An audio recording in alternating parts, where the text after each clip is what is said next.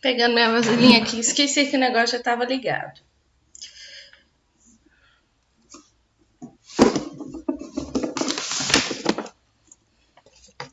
Boa tarde, tudo bem com vocês?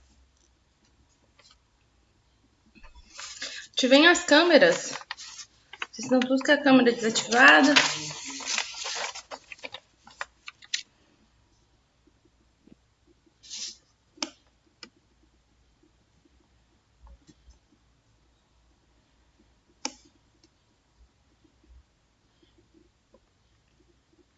Mariana está presente. Mirela, presente. Mariana, Luísa.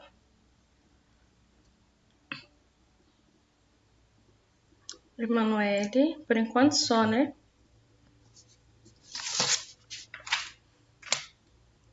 Vamos lá, gente, para nossa aula de história. Vocês viram lá o recado no grupo? Sim. Viram?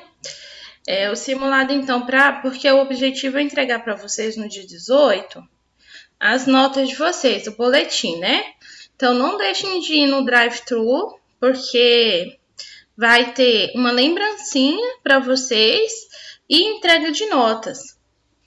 Para dar tempo, então, o simulado será amanhã, vai ser aberto às 14 e só vai fechar às 17, tá? Tá bom? Como combinado, o nosso conteúdo para o simulado é o capítulo 1 do livro 4 de cada uma das nossas disciplinas, tá? História, ciências e geografia. Então, vai ser legal.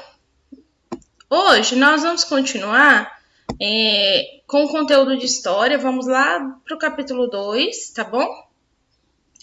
Vamos tentar fechar esse assunto aí hoje. Só para a gente ficar com tudo ok, tá? Vamos lá, Katia. Então, nós vamos falar os Estados Unidos do século XIX. Então, a gente saiu de assunto de revoluções, né, que aconteceu em todo o mundo europeu, tá? No capítulo anterior. Então, a gente falou de todo o avanço que teve, lutas dos trabalhadores para reconhecimento, principalmente das mulheres. Agora a gente vai falar do imperialismo europeu e os Estados Unidos no século XIX, que foi quando tudo isso aconteceu, né? Então, lá na segunda metade do século XIX, a gente teve aí um marco, né, da produção industrial na Europa, nos Estados Unidos também, mas é claro que o mercado consumidor ele não conseguiu acompanhar esse ritmo de oferta de produto industrial. Então, o consumo ele ficou cada vez maior e, com isso, teve um desequilíbrio econômico. Então, ocorreu a situação de miséria da classe trabalhadora. Gente, a gente falou disso aqui no ano passado, não falou? Vocês lembram? Não, né? Não, falamos não. A gente falou desse assunto no final do capítulo anterior. Então, gente, com isso aumentou muito o desemprego. Eu acho que eu só dei uma introduçãozinha disso aqui. Então, vamos lá? Acompanhe junto com a tia aí. A tia vai tentar falar do geral pra gente fechar esse capítulo, tá? Deixa eu só dar um zoom. Então, a expansão imperialista europeia. Por que expansão imperialista europeia? Justamente porque foi a Europa que cresceu muito nesse processo industrial, com a primeira revolução industrial que aconteceu com a Inglaterra. Então, lá em 1863, teve uma série de crises de superprodução, aumento de desemprego, que levou muitas empresas nessa época à falência. Então, os empresários industriais, eles investiram muito na conquista de mercado consumidor e também em outros continentes, principalmente na Ásia e na África. O interesse deles não era só restrito à conquista do mercado, mas também obter matérias-primas bem mais baratas e recursos minerais também, como o petróleo, o ferro, o látex, tá? São os principais produtos utilizados dentro das indústrias até os dias atuais. Então, eles foram buscando novas áreas para se explorar, novos continentes para fazer essa exploração. E com isso, agravou muito a questão de vida dos trabalhadores. Por fim, gente, o avanço do capital industrial gerou muita necessidade de investimento e também obtenção de lucros, né? Garantia tanto o comércio como as transações feitas e a lucratividade. Então, a principal forma de investir nessa época foi justamente cobrar taxas elevadas de juros, tá? Para investir em infraestrutura e também na questão de oferta de serviço público e construção de ferrovias. E aí a gente vai chegar no conceito de Darwin, darwinismo social e a missão civilizatória. Então, quais eram apesar de todas essas razões econômicas, né, de tudo que eles buscaram resolver esses problemas, lá no final do século XVIII, início do século XIX, aconteceu aí o avanço e uma mudança na ciência. Ela foi influenciada, como a gente já estudou, pelo pensamento iluminista, tá? E também por elementos que começaram a ser compreendidos da natureza. Então, a natureza ela passou a ser vista como objeto de pesquisa e se destaca Darwin. Darwin, ele era um britânico, né? E ele foi muito importante nesse contexto de estudo da natureza, porque ele é o responsável pela descoberta do desenvolvimento natural, tá? Ele passou 5 anos da vida dele viajando o mundo inteiro em um barco e tentando entender como que era o desenvolvimento da natureza e dos animais, tá? Então, ele intitulou e publicou um livro, A Origem das Espécies. Ele defendia que uma espécie era marcada de acordo com a variação dos indivíduos, do meio em que ela vivia, tá bom? Só para a gente ter uma ideia. Olha aqui um mapinha no livro de vocês, mostra aí essa trajetória da viagem de Darwin, tá? E tudo aquilo que ele pôde observar. Então, o pensamento de Darwin influenciou muitas teorias de pseudocientíficas, quer dizer, teorias de estudo das ciências sólidas. E o inglês Herbert Spencer defendeu que a teoria evolucionista de Darwin ela poderia ser aplicada também para a sociedade. E aí, gente, eles deram origem ao darwinismo social. Quer dizer que o quê? Fundamentava na visão europeia de mundo. Quer dizer o quê? Os bancos europeus eles seriam mais evoluídos, servindo de justificativa para o domínio europeu e também para outros continentes. E aí, entre os interesses econômicos, que motivou muito esse discurso, tá, de conquista por outros territórios para exploração e domínio, tá bom? Assim, os europeus, gente, eles começaram, então, a levar essa ideia imperialista e missão de controle para o mundo todo. A ideia deles era fundamentar essa política de dominação social e cultural entre os povos. Essa ilustração aqui, ó, mostra a capa, né, de um caderno escolar. Olha para vocês terem uma ideia, que a França ela programava. Então a França ela era um dos grandes lugares que procuravam legitimar essa ideia, tá? Dominação política e social entre os outros povos. E aí que tem uma ilustração, né, que apresenta a França personificada na figura de uma mulher que desembarca com oficiais em outras terras, tá? Então, para a maior parte da população colonial, né, a presença dos europeus representou dominação, opressão e fim de todos os modos de vida tradicionais do seu povo. Isso foi construído, gente, com um discurso colonialista lá no século XVIII, que tornou a principal raiz desses preconceitos entre os povos africanos e orientais, tá? Então, para vocês terem uma ideia, tudo isso foi imposto desta forma. O objetivo deles, com a colônia, com a exploração colonial, era justamente explorar todo o recurso natural de riqueza que aquele continente tinha. Minério, então a gente pode citar aí, ferro, madeira, zinco, cobre, petróleo, todas as riquezas que podiam ser exploradas, assim a Europa toda fez, tá? Vocês estão acompanhando o que eu estou dizendo? Continente africano, né? Ele já era um continente muito sofrido com essa interferência colonial aí. Principalmente porque ele ficava próximo, um continente de suporte de expansão marítima. Então, ela foi promovida pelos europeus, né, principalmente com Portugal e Espanha, durante os séculos XV e XVI. E essas regiões marítimas eram todas controladas por eles, e o continente africano serviu muito para que os europeus tivessem acesso às rotas de ouro da região no Guiné e também exploração escravista, que abastecia todo o mercado colonial. Por isso, a África ela sofreu bem antes do que os outros continentes, por assim dizer. Então, ela foi justamente explorada nessa visão generalista sobre o continente, desconsiderando sua riqueza cultural e diversidade dos povos e etnias, tá? E essa visão aí só contribuiu para perspectivas preconceituosas, que foram só ampliando a questão de dominação promovidas pelos europeus do século XVIII.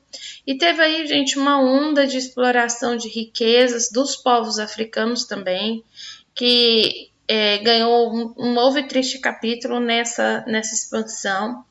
O imperialismo europeu influenciou muito a forma do continente africano, forma de vida, né, controle das nações europeias, ele foi muito dominado. Aqui, gente, no livro vai trazer a diferença do colonialismo europeu do século XIX e o neocolonialismo do século XVI, e o neocolonialismo do século XIX, tá?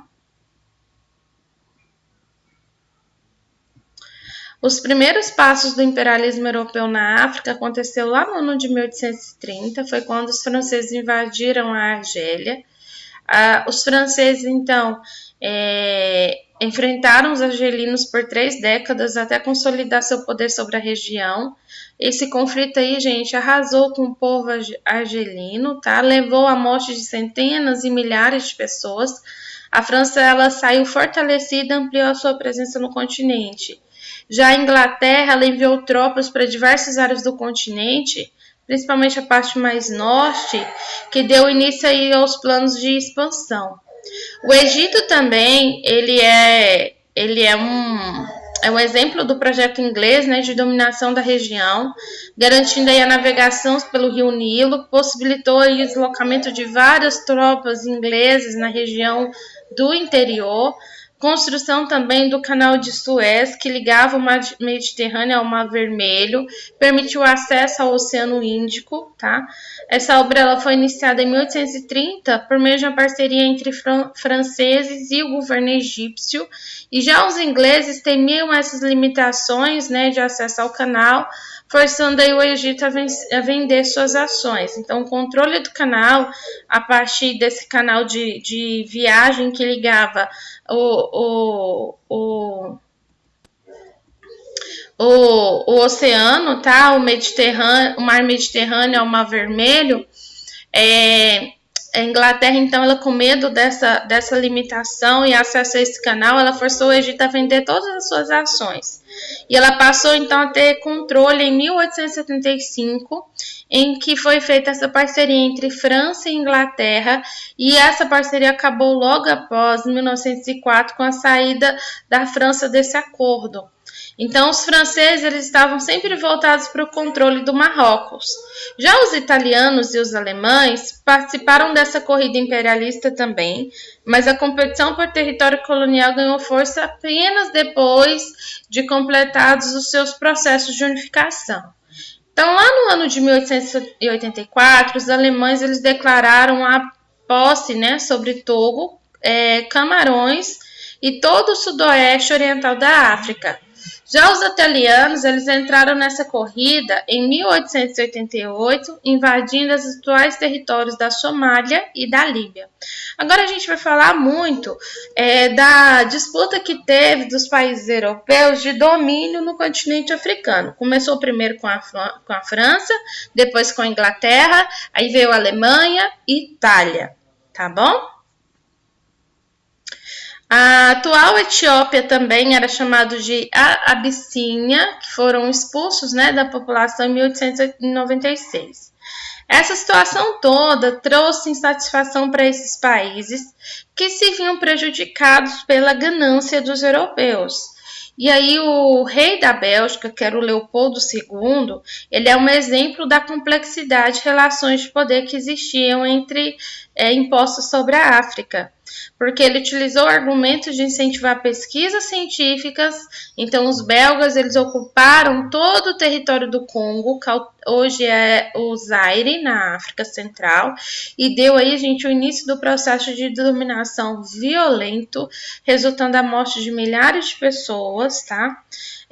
Empobrecendo totalmente a população de lá, que ficou proibida de explorar suas próprias riquezas, tá bom? Todos sobre o domínio do rei Leopoldo.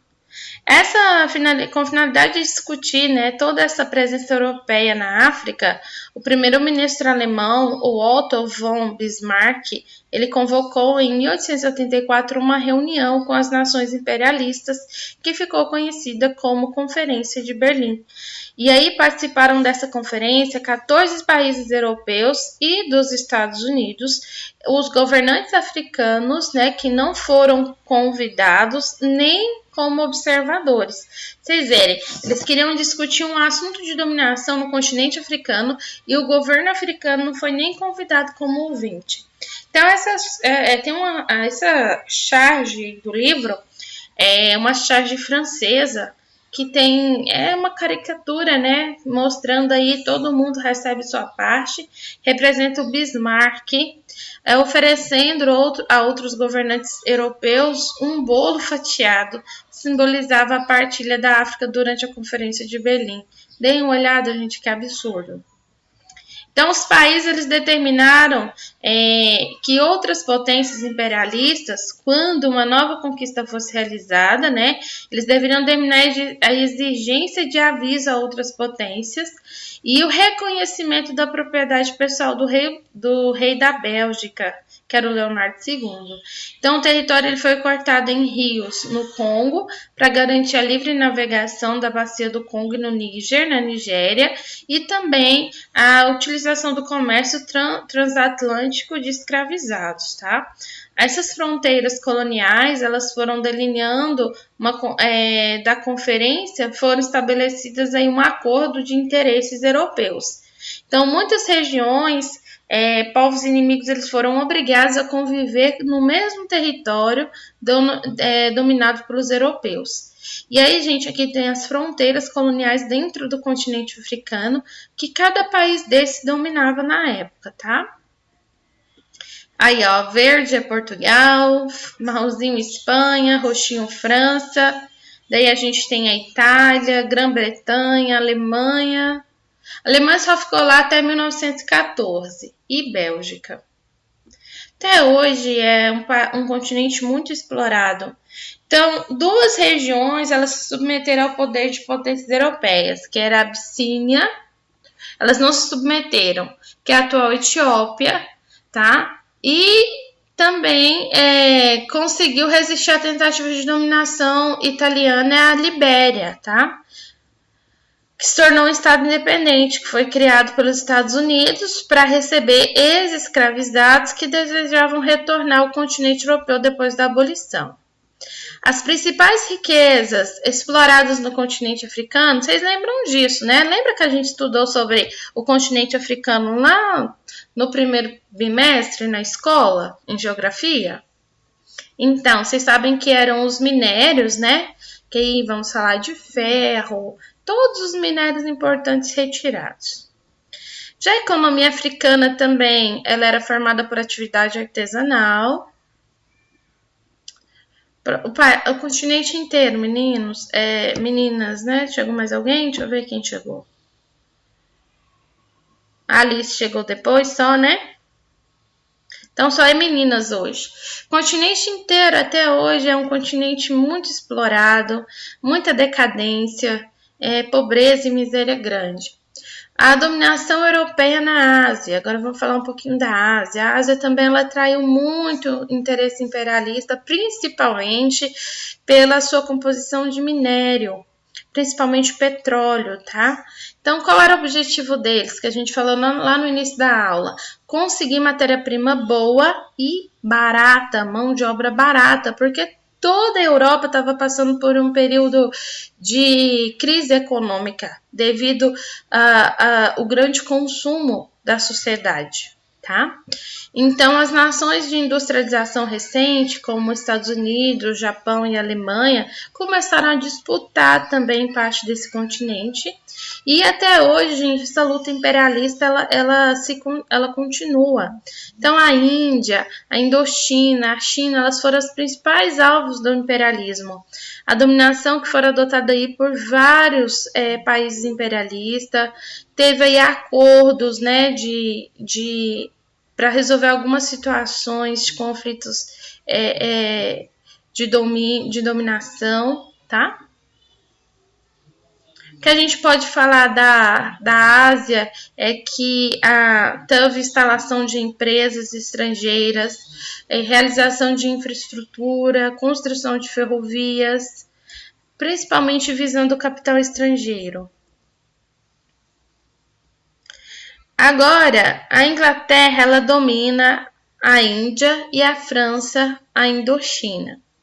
A Índia ela já começava a despertar a cobiça dos europeus desde a expansão marítima do século XV e XVII. E aí, gente, ela trouxe, né, devido às suas especiarias, seus metais, as suas pedras preciosas, principalmente o algodão, tá? Então, até hoje, a Índia ela tem os melhores tecidos, melhores lãs, tá? Então, os ingleses começaram muito a ter um interesse por essa região. E aí começou a dominação deles. Começaram a se desenvolver industrialmente na região, obter a matéria-prima do lugar, como o algodão, né, para a indústria têxtil, e principalmente mão de obra mais barata, tá?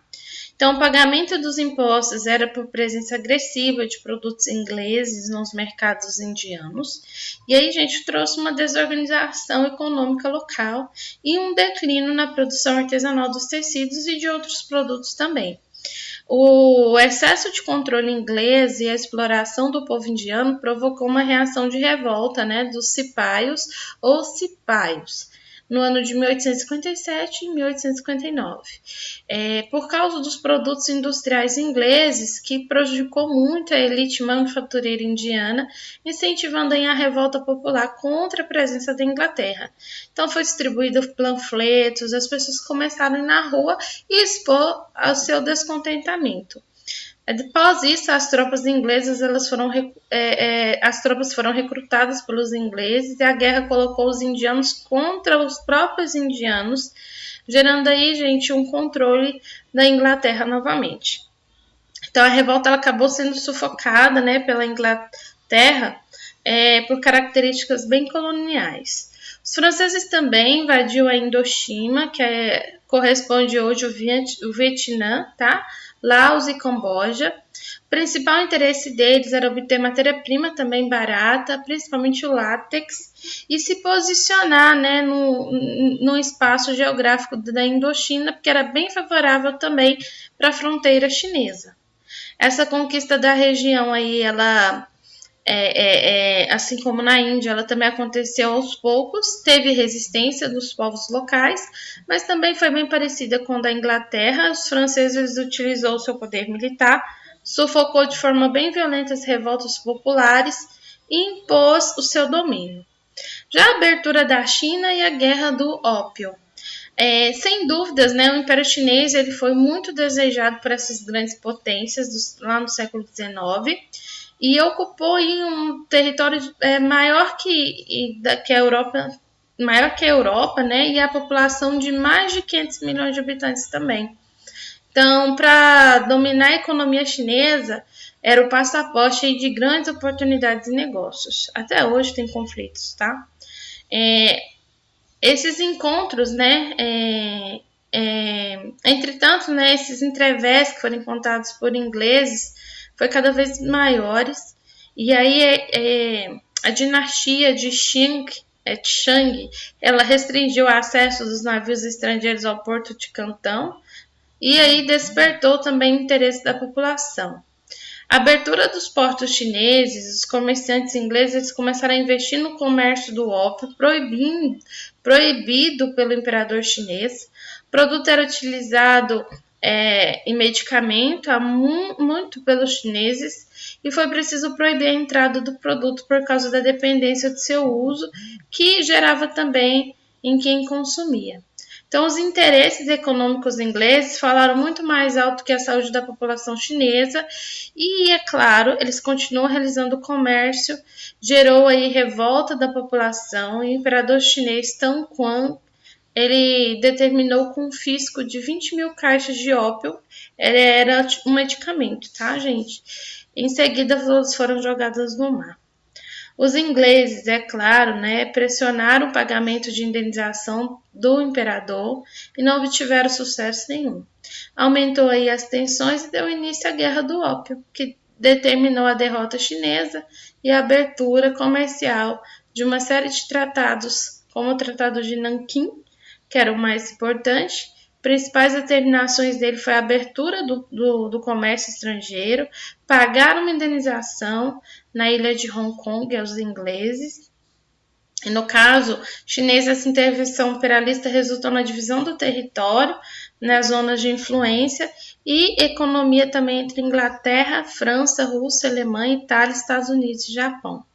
Os chineses eles não reagiu bem à presença dos ingleses, e é claro que os ataques feitos em sociedades secretas mostrou muita insatisfação com a presença estrangeira, e a Sociedade dos Punhos Harmoniosos, que também era conhecido como Boxers, foi responsável pela eclosão de uma rebelião com vários ataques contra estrangeiros, tá? Principalmente contra autoridades chinesas, e a situação saiu do controle quando foram tomados pela população insatisfeita com a presença deles, e o governo chinês ele não fez nada para impedir os rebeldes, e aí gerou um problema diplomático.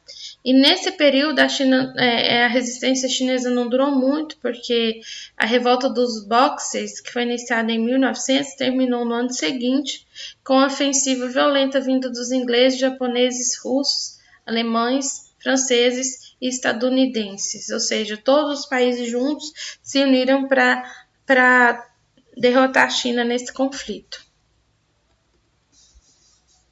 Gente, para vocês verem aonde vai o conflito, o interesse, a ganância da pessoa. E aí, gente, entra a modernização, né? Os japoneses, então, eles foram isolados, não sofreu nenhuma investida de países ocidentais. Então, o Japão, por conta disso, ele já ia adotando um sistema chamado de shogunato, que quer dizer que tinha um imperador, que era a principal influência, mas eles tinham uma boa liderança militar, tá? E quando eles começaram a enfrentar essas investidas imperialistas europeias, eles dão início a um regulamento de limitação e divulgação de ideias ocidentais do país, começaram a investir em traduções de livros, política e economia, e a ideia central era preparar o Japão para enfrentamento das potências imperialistas. Os Estados Unidos, então, tentou forçar a entrada dos portos japoneses em navios militares no ano de 1853.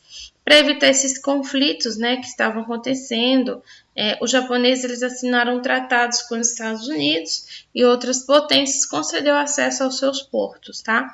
Essas medidas aí foram aceitas por todos os japoneses. O grupo então defendia o isolamento japonês de uma forte oposição. Isso tudo resultou no enfraquecimento do poder de Shogun, e shogunato foi extinto da centralização do poder no imperador Mutishuyo. Houve uma mudança política e aí teve um marco da era Meiji. Que era essa? Era uma era que mostrava a modernização da industrialização japonesa, que aconteceu lá no final do século XIX. Aqui uma imagenzinha para mostrar. Política expansionista dos Estados Unidos, ela foi marcada pela expansão de Napoleão Bonaparte, tá? Então, os Estados Unidos aproveitou muito essa estabilidade na Europa para expandir, aumentar a sua atuação diplomática. Então, Napoleão ele acabou vendendo o território para os Estados Unidos para levantar dinheiro para investir no setor militar. É aí que os Estados Unidos aproveita a ocasião e entra, tá? E aí, para negociar, territórios que garantiam expansão, o governo estimulou a parte oeste do território em direção ao Pacífico e principalmente as terras por ali. O objetivo era promover uma marcha para o oeste. O que eles queriam fazer? Desenvolver uma infraestrutura no local, principalmente uma integração comercial, tá?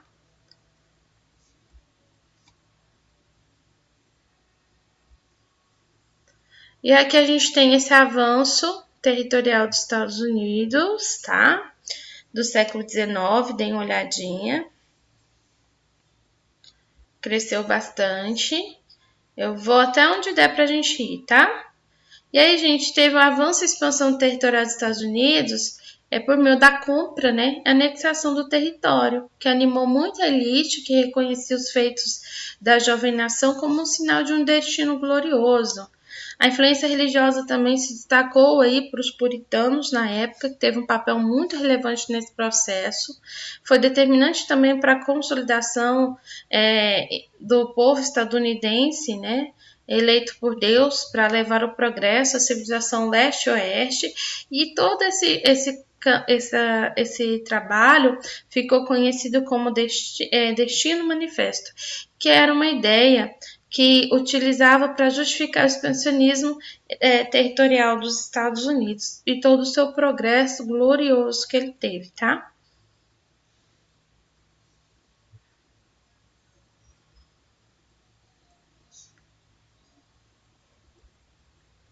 Sua atividade. E a política do Big Stick. Os Estados Unidos, então, eles ficaram muito preocupados com a possibilidade de recolonização daquilo que eles tinham conquistado. E diante dessas ameaças, depois da queda de Napoleão e o avanço das forças conservadoras, representadas pela Santa Aliança representada pela Igreja. A preocupação foi tanta que o presidente dos Estados Unidos, que era o James Monroe, nós já estudamos sobre ele anunciou em 1823 a doutrina Monroe, que defende uma política externa de um país em relação ao continente estadunidense, condenando qualquer tipo de tentativa de recolonização europeia, tá? Então, os Estados Unidos ele buscou muito estreitar essas relações diplomáticas na América, visando aí se tornar uma potência continental. A doutrina Monroe ela contribuiu para consolidar os Estados Unidos como poderes e liberdades da América, mas também foi um reflexo de interesses dos Estados Unidos e maior ainda de preocupação para sua autonomia. Então, essa doutrina serviu como base ideológica para justificar toda a hegemonia do país, tá? A América Central, a política já era intervinda também pelos Estados Unidos, que ganhou aí seus objetivos baseando nessas doutrinas Monroe e no Destino do Manifesto, tá bom? Aqui é uma chave que representa o posicionamento imperialista dos Estados Unidos, representado pela figura central de um homem segurando um porrete escrito, que falava da sua nova diplomacia, tá? Reivindicando os interesses imperialistas sem sucesso, devido à postura também dos protecionistas, a imperialista adotada pelos Estados Unidos na época. 。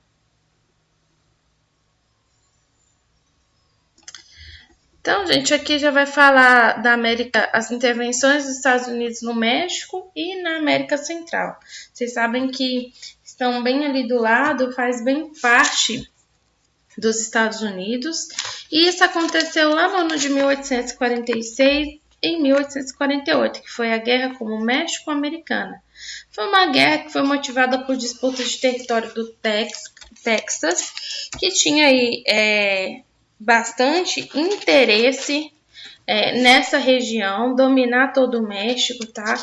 Principalmente incorporar ali sua própria industrialização. E aí a gente tá nesse assunto aqui, a gente encerra o nosso assunto do capítulo, tá bom? E aí, gente, o México ele perde aí nessa guerra quase a metade do seu território.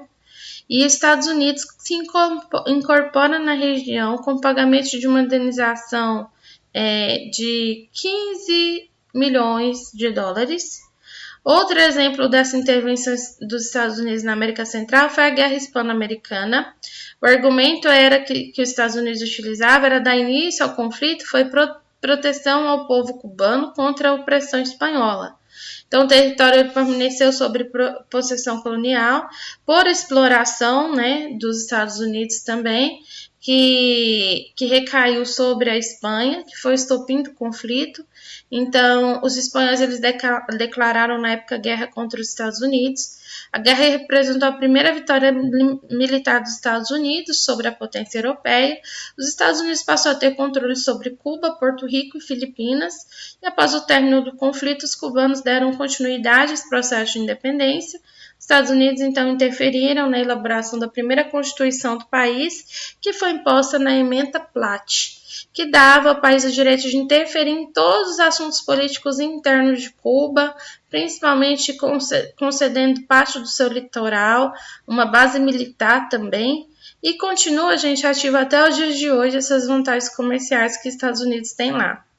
Os Estados Unidos aí exigiam, né, também controle sobre toda a zona do canal que ligava os dois oceanos também.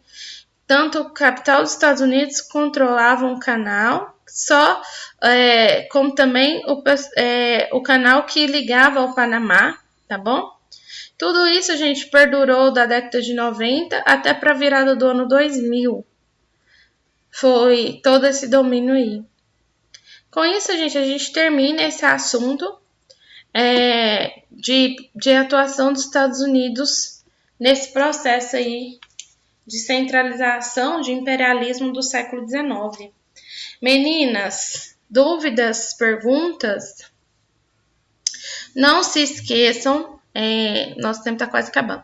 Não se esqueçam, o conteúdo para o simulado é o conteúdo capítulo 1, tá? Então, deem uma olhada, deem uma lida. Pode dar uma olhada tranquilo. Amanhã ele será aberto às 14h, encerrado às 17h. Qualquer dúvida a tia está à disposição. Tá bom? Pode me chamar no privado. Vou enviar o link amanhã normalmente, mas como vocês vão estar focados no simulado, preocupe com o simulado. Se alguém tiver algum problema para acessar, me avisa, tá bom? Então pode ser pelo Zap. Tia, a gente tem que entrar no Zoom só se vocês quiserem entrar mesmo e for necessário, vocês veem que seja necessário. A tia está disponível para falar com vocês, tá?